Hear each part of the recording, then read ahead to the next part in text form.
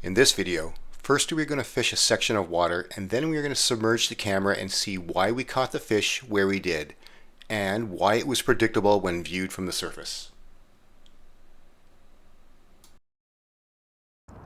Okay, I'm on a small water system today. Recent weather conditions, it's getting warmer, but we got some dirty water coming into a smaller still water here. Just gonna say, I'm gonna fish a streamer here.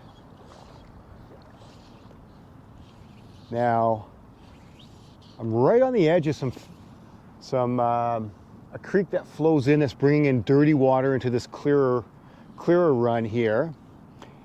And right where I am, we have what we'd call a mixing seam.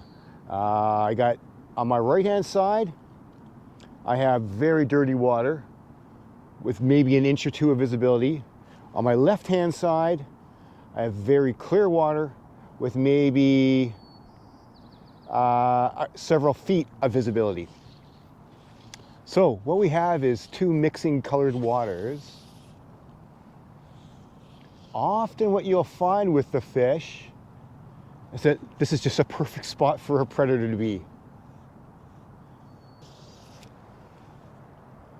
So I'm going to work this seam here, covering from the cloudy water into the clear water, and see if there are any fish hanging out in this area. Now it's quite windy today and quite bright today. I don't know if you can hear the wind on the microphone. I'm sure you can't see it on the water because looking at the water surface, it looks amazingly calm right now. But let me tell you, it's not.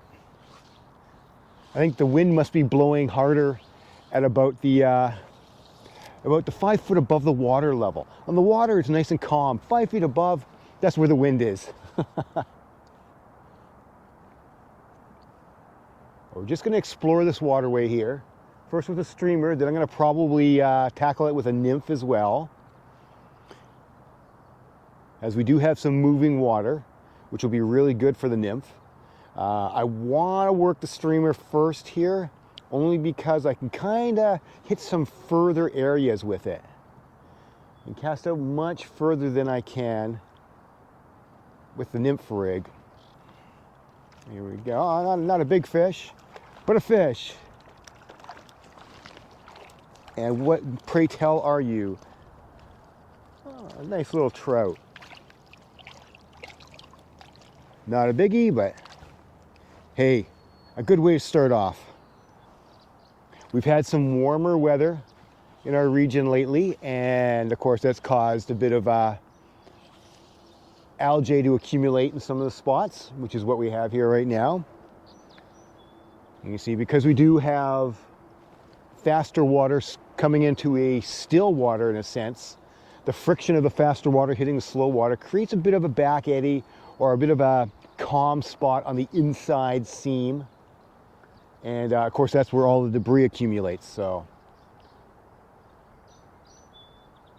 but not only is that where all the debris accumulates, it's also where all the food accumulates.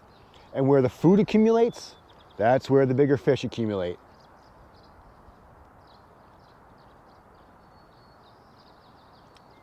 Start with one fish. There's got to be more than that though here.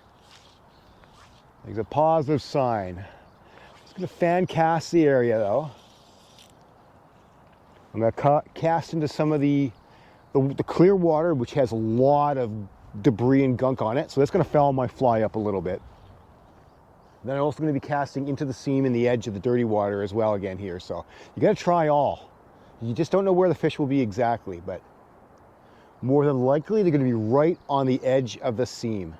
So that just gives them the best protection and the best cover from which to ambush by.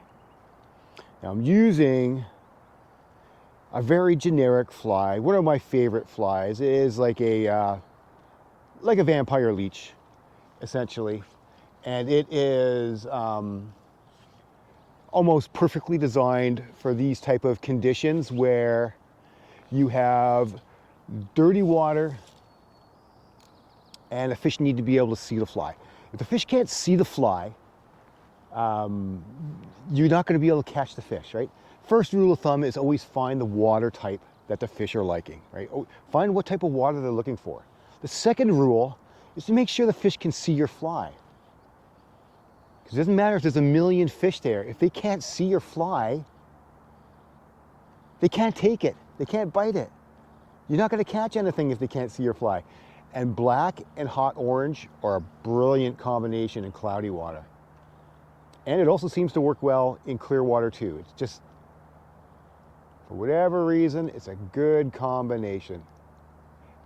That classic egg-sucking leech.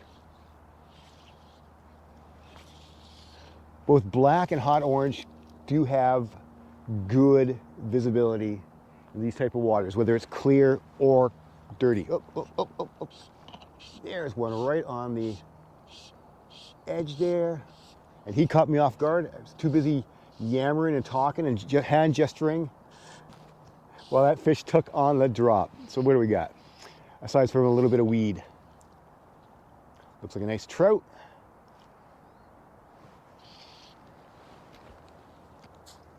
See if I can bring him in without blowing it. He's definitely not a giant fish, but a beauty.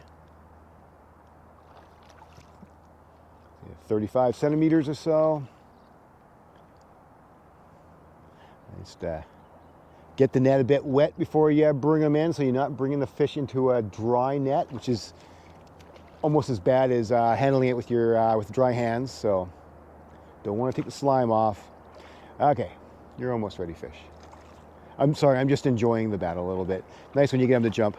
Yeah, here we go. Oh yes.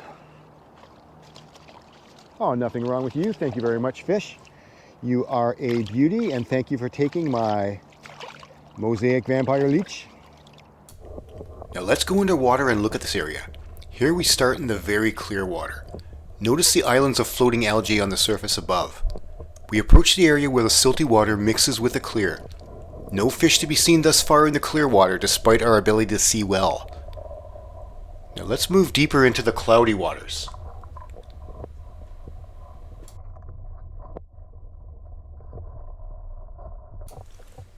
We've moved about 2 feet into the cloudy side of the seam. This is where the fish are. Here, 1 fish, 2 fish on the left-hand side. Do you see them there? I know it's tough to see in here, but let's just stay here a little bit longer. I want to point something out here in the murky water. Do you notice how many drifting items have silvery air bubbles attached to them? And do you notice how much the air bubbles stand out? Does it suggest that maybe a silver bead is a very good natural way to draw attention to your fly? Yeah, I would think so. There, you see those fish swim by? Several crisscross the area for the next 30 seconds.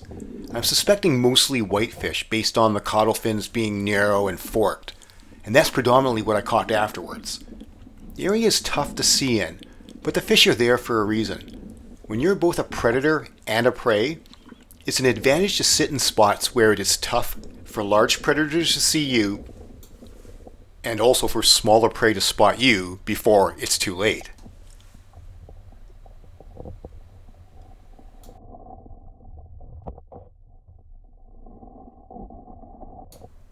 Let's go back to the slightly clearer water and see what is there. Despite having 3 times the visibility, I observe fewer fish here. Here we're actually even seeing under the cloudy water, as if it was clouds overhead billowing by.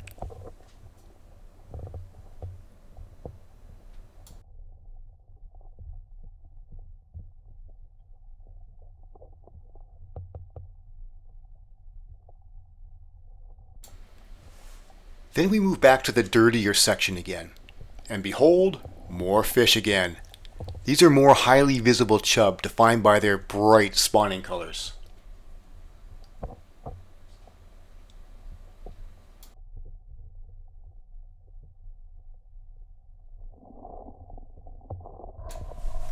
Now, what have I learned from this and how would I fish it?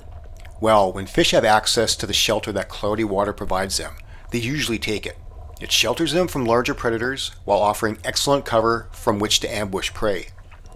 Visibility is not good here, and we can't see much, but we can see that even with our limited range, there is a far greater proportion of fish in the murky water than in the clear.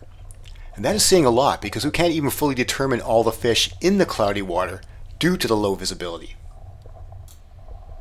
So when you find cloudy water next to clear water, expect that the best and larger population of fish will be using the murky water to their advantage, and fish that accordingly. Cast along the edges of it into the leading edges, and use fly patterns they can better see and sense. This includes dark patterns with fluorescent highlights such as fluorescent orange beads, silver beads or flash, and bulky patterns that make bigger disturbances in the water due to their hackle. I am certain that if you follow this advice, it'll help you catch more fish. Thank you for watching, and I hope you enjoyed this video.